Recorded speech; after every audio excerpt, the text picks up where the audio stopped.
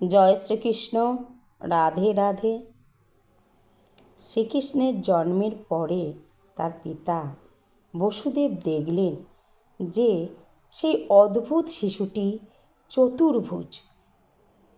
তিনি তার 4 হাতে শঙ্খ, চক্র, গদা, পদ্ম ধারণ করে আছেন। বক্ষে তার শ্রীবৎস চিহ্ন, কণ্ঠে তার কৌস্তব শোভিত কণ্ঠহার, পরনে তার পীত বসন, উজ্জ্বল মেঘের মতো তার গায়ের রং, বৈদুর্য মণিভূষিত কিরীট তার মস্তকে শোভা পাচ্ছে। নানা রকম মহামূল্য মণিরত্ন শোভিত সমস্ত অলঙ্কার তার দিব্য দেহে শোভা পাচ্ছে। তার মাথা ভর্তি কুঞ্চিত কালো কেশ রাশি। এই অদ্ভুত শিশুটিকে দেখে বসুদেব আনন্দে আশ্চর্য হলেন। তিনি ভাবলেন, কিভাবে একটি নবজাত শিশু এই রকম সমস্ত অলঙ্কারে ভূষিত হলো। তাই তিনি বুঝতে পারলেন যে শ্রীকৃষ্ণই তার পুত্ররূপে আবির্ভূত হয়েছেন। তিনি তখন অত্যন্ত উৎফুল্ল হয়ে উঠলেন।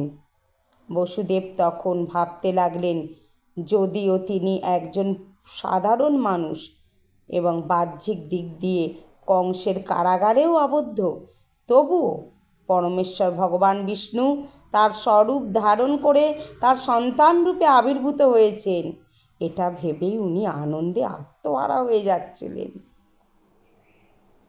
কোনো মনুষ্য শিশু এইভাবে চতুর্ভুজ রূপ নিয়ে অলঙ্কার এবং সব রকম দিব্য সাজে সজ্জিত হয়ে পরমেশ্বর ভগবানের সমস্ত লক্ষণগুলি যুক্ত হয়ে জন্মগ্রহণ করে না।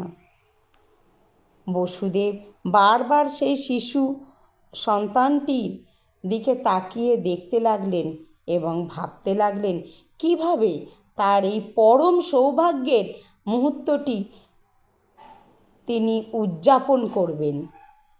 তিনি ভাবলেন, সাধারণত যখন পুত্র সন্তানের জন্ম হয় মানুষ তখন মহা উৎসব করে এবং পরমেশ্বর ভগবান আজ আমার গৃহে আমার সন্তান রূপে আবির্ভূত হয়েছেন, কত মহা আড়ম্বরের আমরা এই উৎসব পালন করব আর কিভাবে করা উচিত, এই ভাবতে ভাবতেই বসুদেব আনন্দে আত্মহারা হয়ে যাচ্ছিলেন।